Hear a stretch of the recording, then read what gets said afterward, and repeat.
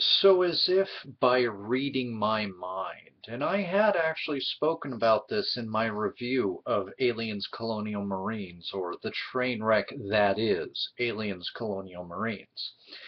And he actually posted the exact video with the gameplay footage that I was talking about, with sequences. No.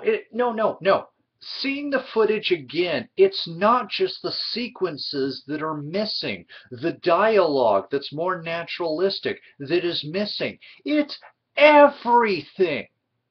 The gameplay footage, which was considered a vertical slice of the final product, or the product, that THQ, excuse me, I got THQ on the brain because I'll get to that in a moment here.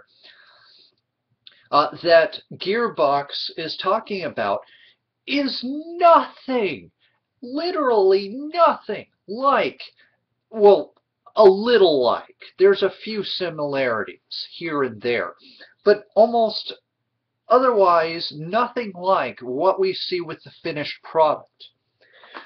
Watch link number 1, Jim's Emergency Jimquisition, showing the gameplay footage I'm talking about. Tell me that that is not the game that we should have gotten for $60. Not this piece of junk. Where do I even have it? Okay. Not this piece of garbage, which if I wasn't renting it, I might actually throw in the garbage, although if I actually paid money for this, well, this economy, I can't afford to. But I digress. The Reds! Oh my gosh! The one thing that should strike you, especially if you were a fan of Aliens, the movie, is those deep, foreboding reds that are present in the gameplay footage. If that was what we got, if that was what we truly got, that murky red look, that really just shows the aliens' details in red. Like that scene where Burke, being the jerk that he is, trying to escape his being captured and court-martialed, although Wayland Yutani probably would have gotten Burke off, so I don't know what he was worried about, but I digress.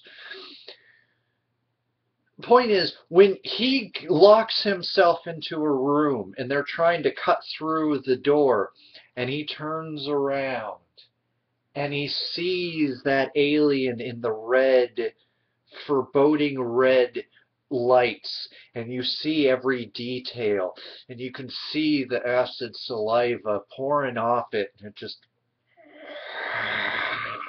then bam, just goes right for him and then takes him. If that was in the game, I would have wet my pants. And I'm a grown-ass man.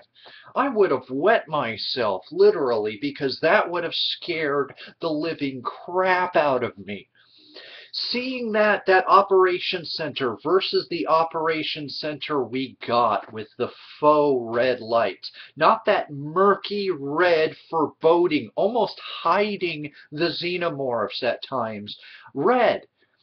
And the AI, the character models, the dialogue, the scenes inside that hangar after the rammer section that I talked about, where you're running away from the rammer, where just as you're getting near the building that'll be your safety, at least for that section of the game, the rammer jumps down, plops down, and actually eats a guy right next to you. The fact that he starts smashing and smashing against that door, but eventually gives in, much to your luck, or is it?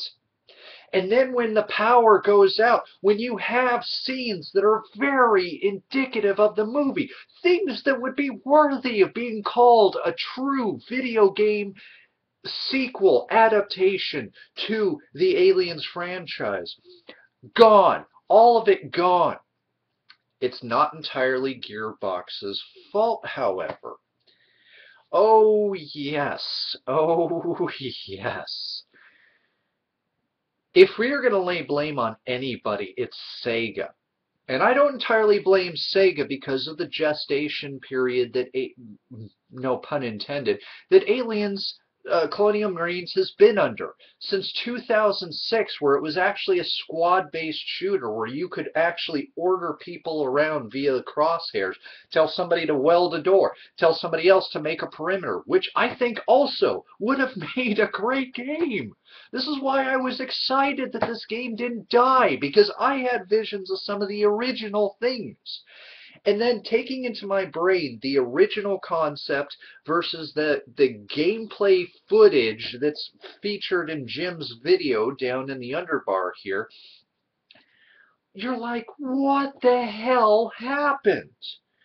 This is, if it, like Jim says, if this is a vertical slice, it's one thing if it's a vertical slice of the gameplay, but these aliens really look like aliens. They look visceral.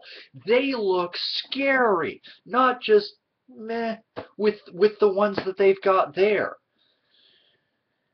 But why do I say Sega? Well, if you check most of the other links, mainly link that number 2 should be the one that says How Aliens Marines Fell Apart. You find out that basically Sega wanted a product. Sega did not care. I mean, they cared, but they didn't care. And so then you have Gearbox trying to make Borderlands 2 at the same time as trying to make Aliens. So despite the fact that they claim that they didn't outsource it, several in-sources, although one of which has yet to be verified, but it's what he says. The Reddit article that's should be link number 2 or 3, it should be link number 3 or 4 down in the underbar. You'll be able to find it. That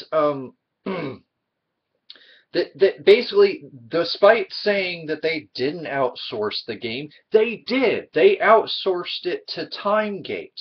And TimeGate said, oh, look at all these pretty assets, all these things that were actually from the gameplay trailer featured down below. And said, oh, screw that noise. No. We're take this out and throw that lighting away. And what's this good model doing here? Screw that noise. Oh, these voice recordings, these naturalistic dialogues. Pff, who needs that? Gone. Almost completely gutted the game, apparently, save for a few assets. And then basically wasted everybody's time by making an absolutely horrible, subpar product. So apparently, this game at one point in its gestation was a lot worse. And so when Gearbox finally got it back from TimeGate, they're like, what the hell did you do to our game?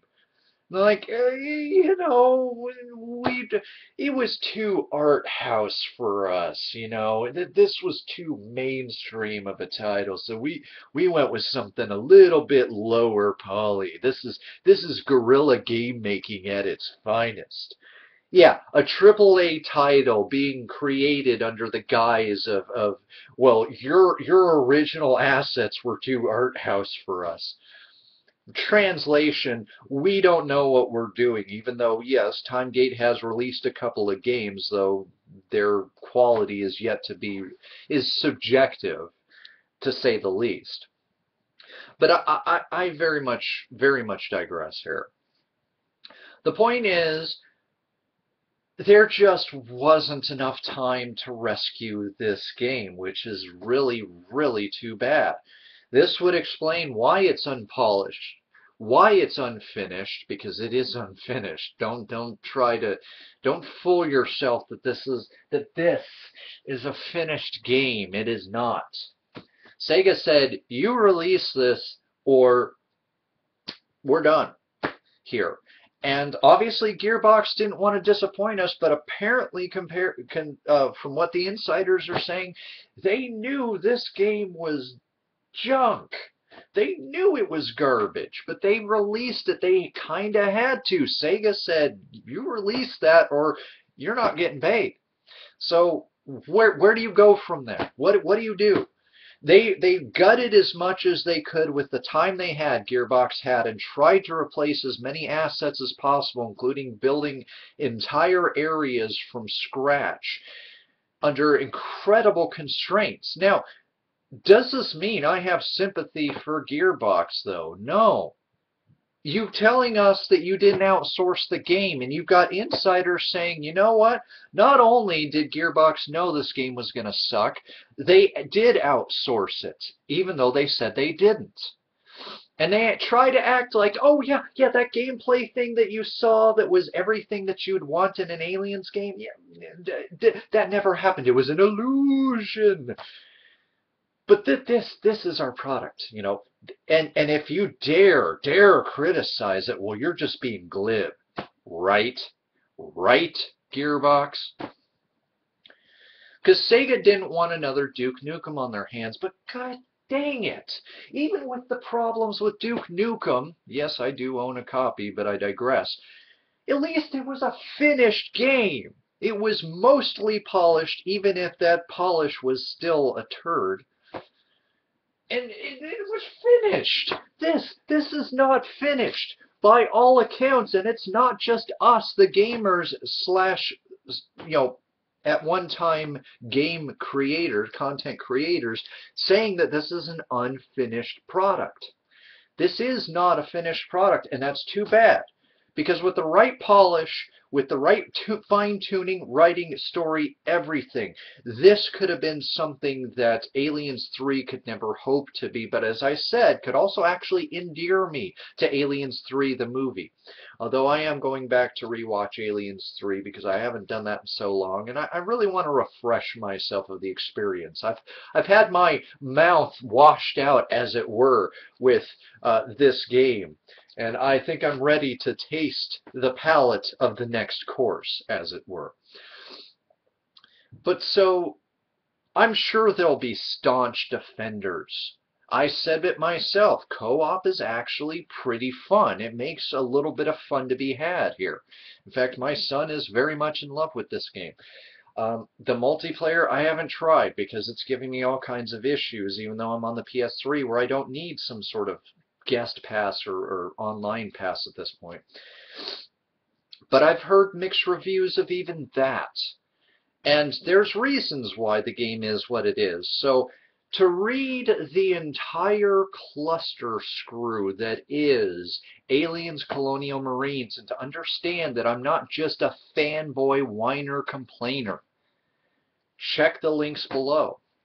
If you absolutely must, rent this. See if it fits your tastes. Then, if you want, especially with GameFly, you can then buy it. It's like $47 if you have your, or $48, $47. That's a pretty decent discount for this if you absolutely feel like you must own this game. But as it is, no, I'm sorry. This is garbage. It's garbage, and the insiders are even admitting, most of them, that it is garbage because it's not a finished, polished product. It is a cluster mess of a game, and it shows. And it's just too bad that we've waited, us Aliens fans especially, have waited for a spectacular game, especially one in the vein of Aliens, and we get this. No, thank you.